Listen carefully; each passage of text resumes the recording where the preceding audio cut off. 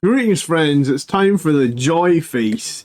We are talking today about how some Flesh Tears players are actually hyped for Gabriel Seth in 10th edition of Warhammer. So let's get straight into it. Let's talk about why people are hyped.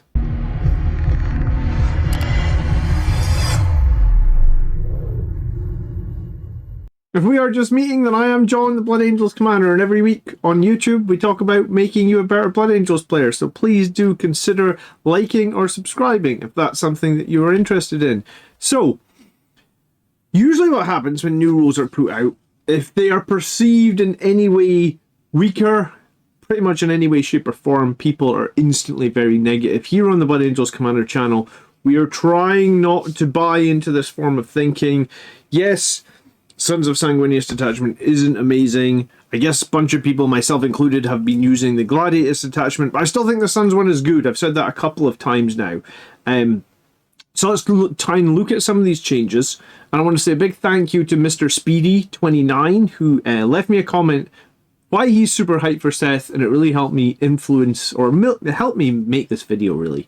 And remember, if you do want to join our community, we have a giant community now. We have more than almost 2,000 people in our Discord, almost 4,000 or 5,000 people on our Facebook page. If you want to get help and be a better Blood Angels player, that is the best place to be. Okay, so what's good about Seth right now?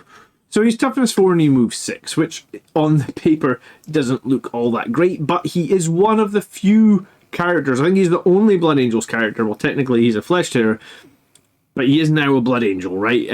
There's a caveat that if you take Seth, you can't take any of the other Blood Angels characters.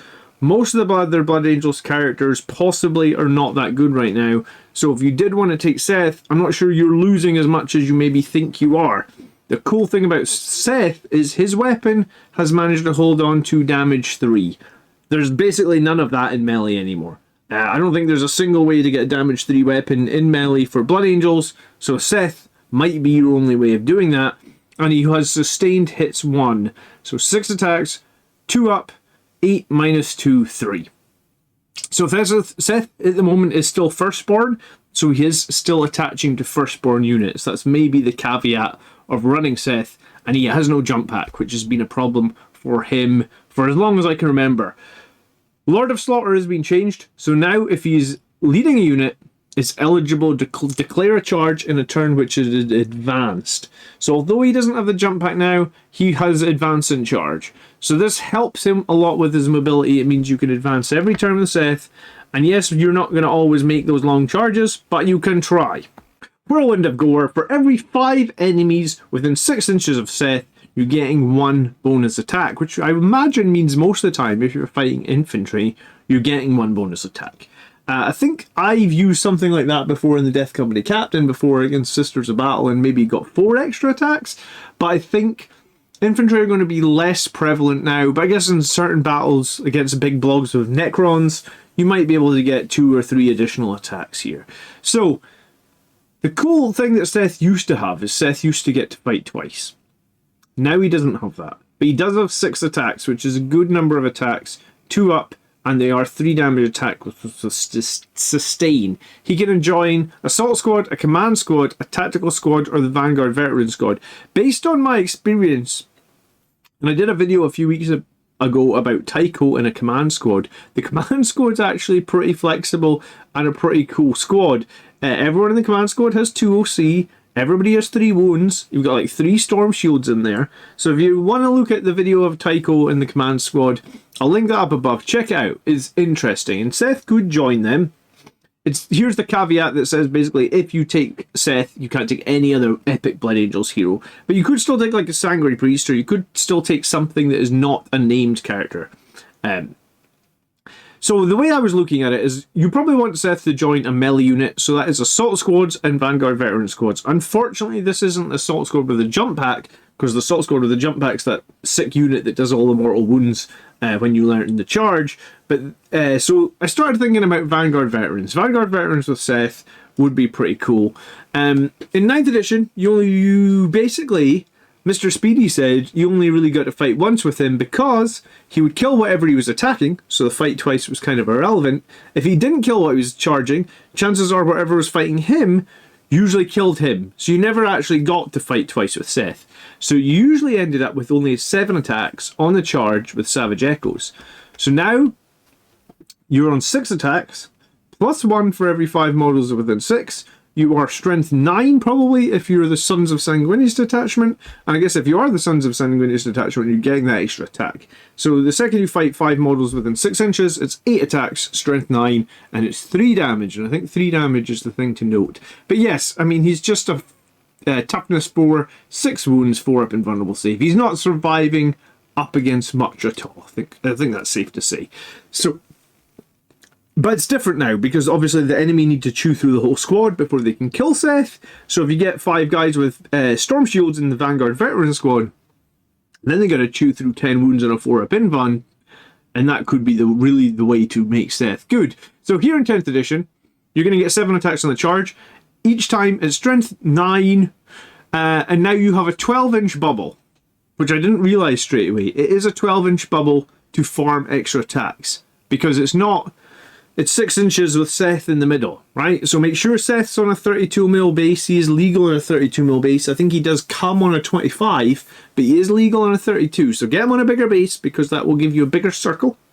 And then you'll have, for basically 12 inches diameter with Seth in the middle. Well, it's actually going to be a little bit more than 12 inches if he's on a 32. It's almost going to be like a 13, maybe a 13.25 inch diameter. You're going to definitely get 1 or 2 additional attacks. You also get exploding 6s, which will generate further hits. So realistically, you'll end up with, 9 conservatively, with 1 extra attack from his aura and only rolling 1 6.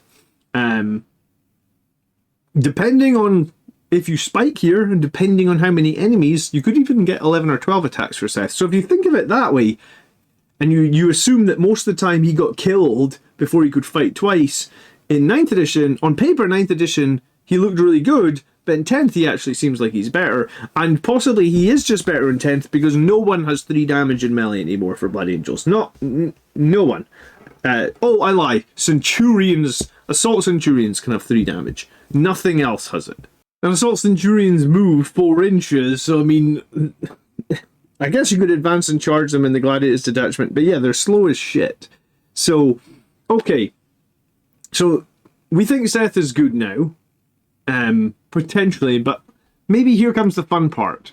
But first, I need to tell you to remember to like, subscribe, or support the channel either via join button or on Patreon. You can do this and it helps me out so much. I do appreciate all the members. Thank you ever so much for watching. I don't get sponsors on my video, so anything you can do to support me is very much appreciated. I actually know that 30% of the people that watch this channel aren't subscribed. I don't know what you're waiting for. Now would be the time. Please help me. I would like to reach 15,000 subscribers. Now would be the time to hit that subscribe button. Okay, so let's talk about the Vanguard Veteran Squad. And when I first looked at it, I saw Van Vets had Scout 6, and I thought, oh, cool. You could maybe get a 6-inch pre-game move. But the second Seth attaches to them, because he doesn't have the Scout 6, they lose that. So that's a little bit disappointing. However, each time this unit ends a charge move, until the end of the turn, melee weapons equipped with models have lethal hits, which would basically make, when you get those 6s for Seth, you burst an additional hit, but you also auto-wound with the hit that you make from the lethal hit. So every 6 for Seth is almost double. It's a bursting hit and it's an auto-wound. Very cool, right? So, especially if you manage to get some point of Seth having like 10 attacks or something, if you roll some 6s, it's going to be very good. Obviously, Vanguard Veterans come in 5s or 10. They can all take Storm Shields. They can all take Heirloom Weapons. Heirloom Weapons are fine. You know, Strength 5, -1, 1 damage. They're never gonna do amazing. But the Strength 5, I guess, if you're charging with the Sons detachment, Sons of Sanguinius, then you're Strength 6. So against armor, you're probably wounding on 5s. And I guess this would be where we talk about, you know, pair them with the Vanguard Veterans, get those lethal hits. You could put them in a transport, such as a Rhino, Meaning turn 1, probably what I would do would just advance the Rhino forward, so it moves 12 plus d6. Yes, it's very much in the open, but the second it gets shot, I would either smokescreen it or Armor of Contempt, whichever is going to make the most sense. It is very easy to get cover on vehicles now. Remember, the enemy needs to see 100% of the vehicle, so it's easy to hide like the back corner or something a little bit behind terrain. So technically you could be a 3-up save, ignoring 1 AP because you're in cover. You play Armor of Contempt, you're ignoring 2 AP, so they need to hit you with 3 AP just to put your Rhino onto a 4-up save. I mean, a Rhino has toughness 9, so it's not super easy to wound. It's not super hard to wound either, but it's not super easy. And then what you would do in turn 2, you would disembark within 3. Bear in mind you'd move this in turn 1, so probably an average of about 15. So you'd disembark 3, you'd move your 6, that would be another 9, you'd advance d6. So basically you have a modest 18-inch threat range, and the way I got to that was 3 plus 6 is 9, plus 3 from your advance, and then plus 6 from your charge roll. So basically less than average. Your average on a d6 is 3.5, so probably actually your average is a 19.5-inch, like from the point of you leaving the Rhino, it's 19.5 inches. So you have a very, I'd say very reliable. If your average is 3.5, so probably a fairly reliable 20-inch threat range out of that Rhino. And that Rhino moved 12 plus d6 in turn 1.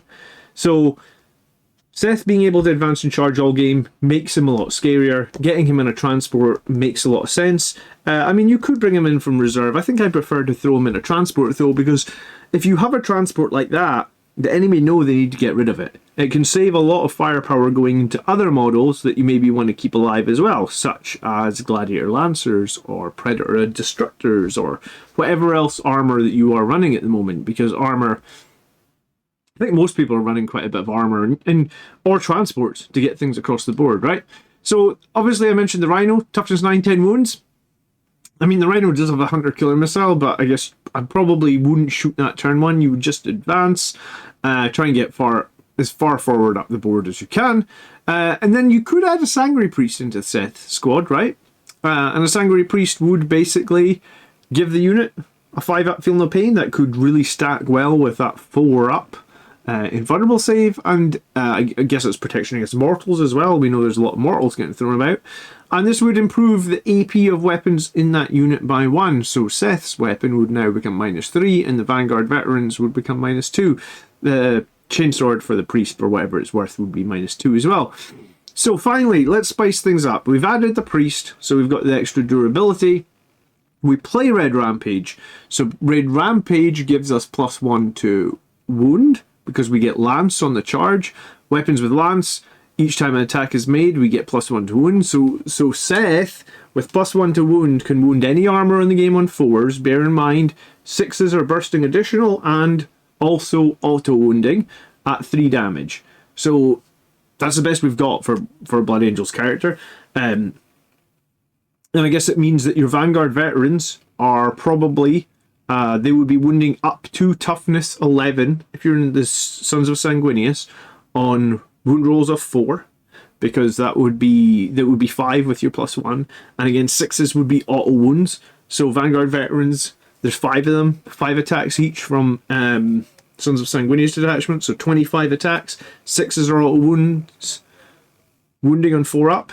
Probably going to make them make another 10 saves at -2 if you've got the priest in there. The interesting thing though is the Rhino actually now, I didn't put it here, but a Rhino now actually holds 12. So you could actually put Seth, the priest, and 10 Vanguard Veterans in there. Or 10 Assault Marines. And I guess the interesting thing is, Assault Marines are pretty cheap with jump packs. They can be even cheaper without jump packs. And Advance and Charge the whole game from Seth is not bad. It's a unit that's going to need to be dealt with, and it's a unit that can probably do multiple things. So basically this is what the squad's bringing on the charge. Seth is bringing 7 to 11 attacks at weapon skill 2, strength 9, -3, 3 damage, lethal hits, sustained hits, and lance. This is if you played Red Rampage as well. So 5 Vanguard Veterans, 25 attacks, weapon skill 3, strength 6, -2, 1 damage, lethal hits and lance. And then Sangre Priest, 6 attacks, weapon skill 2, strength 5, -2, 1 damage, also lethal hits and lance. So this is not bad, and if you actually pair it with Oath of Moment, so you reroll all hits and wounds, then the damage output on this is actually pretty decent, like very decent. Seth becomes very reliable, I guess, if you're on like 10 attacks and you're re-rolling everything. You're getting some more 6s, so you're bursting some more, and then you'll be wounding on 4s, re-rolling everything, which is a 75% chance to wound, which is somewhere between, if you go back to the old system, wounding on 2s used to be an 83% chance. So wounding on 4s with full re-rolls is somewhere like wounding on between 2s and 3s. So yeah, you could put 10 Vanguard Veterans in the Rhino. You could put 10 Assault Marines in the Rhino. What would Assault Squads let you do? They have this ability called the Chainsaw Doctrine. Each time this unit is selected to fight, select one of the following abilities to apply to all Astartes chainswords equipped by the model until the end of the turn. Well, I think you'd want sustained hits 1 because you're already getting lethal hits and lance. So you could basically, if you just ran 10 guys, all chainswords, or probably what you're going to run is like 8 guys with chainswords because you're going to want a couple of eviscerators in there. They have sustained hits anyway. So if you have like 8 guys with chainswords, you're basically talking like, it could be up to like 20, well, it could be 40 attacks. I think it's going to be unrealistic to assume you can get everyone into melee with the new close combat rules. It's quite hard to have everybody base-to-base contact to fight now, so some guys might get left behind. But you could well have 30 chainsword attacks with sustained hit 1 and a couple of eviscerators in there with sustained hit 1s. If you oath your target, these guys are killing like anything. So let me do some math. Let me share a little bit of math, and then that's going to be it for this video. A couple of models or units I've been having problems with recently, Land Raiders and Wraithguard potentially. This squad's going to do an absolute boatload of damage to them with Oath of Moment. If we assume that not all 10 chainsword guys can get in, it still looks pretty good. You could also take those couple of eviscerators in that Assault Marine squad. You could also take maybe like a Power Fist on the Sergeant or a Thunderhammer. I just don't like the built-in 4-up weapon skill on the Thunderhammer. I think it's restrictive. But that's just me personally. These guys are going to kill all 10 Wraithguard, which, like, for the points, that's actually probably really good because I don't think 10 Sangre Guard. I think I ran 5 Sangre Guard and 5 Death Company into Wraithguard, and I think there was a bunch of them left. It was kind of depressing. I think it's the 3 damage from Seth is going to really help. Like, Seth's going to kill 5 Wraithguard by himself. And that's before we've calculated in, like, lethal hits and sustained hits. And I guess if you were fighting 10 Wraithguard, Seth would actually have an extra attack here as well, because arguably all 10 would be within 6 inches of him, and he would be getting +2 attacks. So, the 3 damage on Seth, it's like generally looks really good, and again, into Land Raider, you would expect out of 8 attacks you're getting at least 1 6. That's 1 more auto wound, and that's 1 more burst. And then with those chainswords, I mean, how many 6s are you rolling with 50 dice? You're rolling some, right? That's a lot more auto hits, and that's a lot more burst. And then the Sangre Priest. This squad is actually legitimately good. Like, all these guys can fit in a Rhino as well. So I'd say, like, put them all in a Rhino and just run them up the board. Run the Rhino up the board turn 1 and be prepared to play Armor of Contempt on it. I think it's possibly one of the best ways you could use your turn 1 stratagem or your turn 1 CP to just keep that Rhino alive, give that squad that sort of 20-inch threat charge, and then they will go to town. So yeah, my conclusion on this is before you jump on board of thinking all the new rules are weak and bad, I love this thinking about MrSpeedy. He's like looking at it positively, not getting upset Seth can't fight twice, and looking at ways to make the most out of Gabriel Seth. Great. It's a great attitude to have towards the new edition. The new edition has been tough. It's been especially tough on melee units and or melee armies. But thinking about units and knowing what they can achieve and figuring out how you're going to achieve them with it, I think this is a really good way of thinking.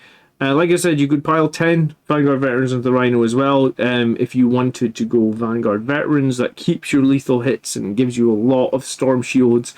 The Salt Marines are obviously going to be quite a bit cheaper. Tell me in the comments below, do you like SETH? Have you liked SETH? Are you a Blood Angels player who's now willing to try SETH because of this video? I would love to hear down below. Unfortunately, you can't buy the model, but maybe that means he's coming back as Primaris. And if he could attach to something like Bladeguard in the future, how exciting could that be? Anyway, thanks so much for watching to the end of the video, guys. I do appreciate it. Remember, you can like, subscribe, comment, and if you haven't watched any of the videos on my 10th edition playlist, I think you should do that now. I've got a playlist, I'll link it up here. There's so many 10th edition tactics videos coming out. I'm trying to keep my playlist update, so check it out and check out some more content. Thanks again for watching. I'll catch you next week. By the blood are we made strong, my friends. Peace.